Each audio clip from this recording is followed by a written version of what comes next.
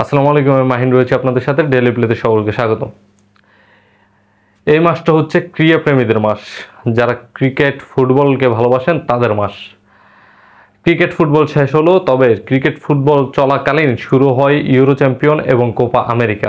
সেগুলো কিন্তু এখনো চলছে। ফুটবল প্রেমীরা এটা নিয়ে নানান ধরনের আলোচনা সমালোচনা করছে, তর্ক বিতর্কে আসলে জড়াচ্ছেন, যেহেতু কোপা আমেরিকায় ফুটবল বিশ্বের যে পরাশক্তি আর্জেন্টিনা এবং ব্রাজিল, তারা লড়ছে আসলে বিভিন্ন দলের সাথে। সেই প্রেক্ষিতে আর্জেন্টিনা ব্রাজিল সমর্থকরা বরাবরের মতো এবারও তর্কে লিপ্ত হচ্ছেন এবং আর্জেন্টিনা গ্রুপ চ্যাম্পিয়ন হয়ে আসলে সুপার এইটে চলে গিয়েছে এবং অন্যদিকে গ্রুপ রানার্স আপ হয়ে ব্রাজিল সুপার এইটে এসেছেন। সেখানে আসলে প্রশ্নবিদ্ধ এই সুপার এইট নিয়ে। সুপার এইটে ব্রাজিলের খেলা হচ্ছে উরুগুয়ের সাথে, সেটা নিয়ে আসলে অনেকে প্রশ্ন তুলছেন যে উরুগুয়ের সাথে কেন আসলে ব্রাজিলের খেলা দিয়েছে ফিফা।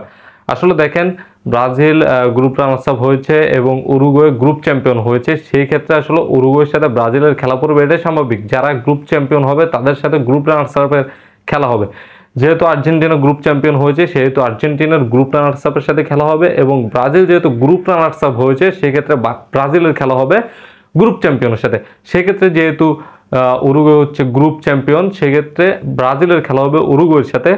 এখন এটা নিয়ে আসলে অনেকে তর্কে জড়াচ্ছেন। আসলে ফিফাকে বলা হচ্ছে আর্জেন্টিনার পক্ষে সবসময় কাজ করে, যেভাবে হচ্ছে আইসিসি ভারতের পক্ষে কাজ করে, ফিফাও নাকি সেভাবে ফুটবলে আর্জেন্টিনার পক্ষে কাজ করে। এটাই একটা সমর্থক দল, ব্রাজিল সমর্থক দল, তারা দাবি করে আসছে। আসলে এই দাবিটা কি যৌক্তিক কিনা সেটা নিয়ে আসলে কথা বলবো। আসলে এরকম কোনো দাবি আসলে যৌক্তিক না। এটা স্বাভাবিকভাবে ক্রিকেটে ফুটবলে সব জায়গায় যে দল রানার্স আপ হবে, রানার্স আপ হয়ে গ্রুপ স্টেজ শেষ করে পরবর্তী স্টেজে যাবে, সেইখানে রানার্স আপ দল গ্রুপ চ্যাম্পিয়ন অন্য গ্রুপের যে চ্যাম্পিয়ন টিম সেটার সাথে খেলবে।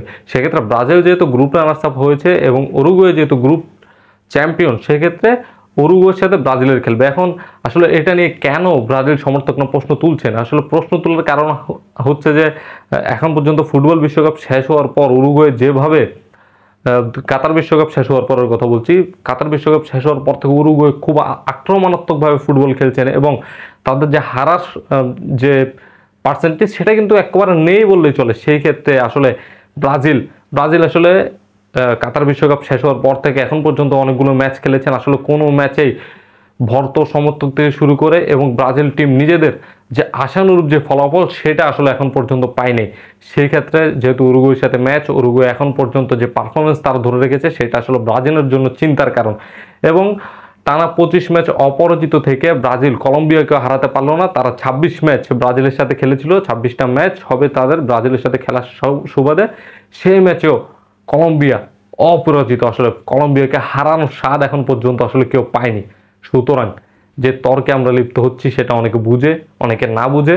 তাই যারা এখন পর্যন্ত সমীকরণ মিলাচ্ছেন, অবশ্যই আমাদের ভিডিওটা দেখলে আসলে বুঝবেন যে কি কারণে আসলে সুপার এইটে ব্রাজিল এবং উরুগুয়ের ম্যাচ হচ্ছে।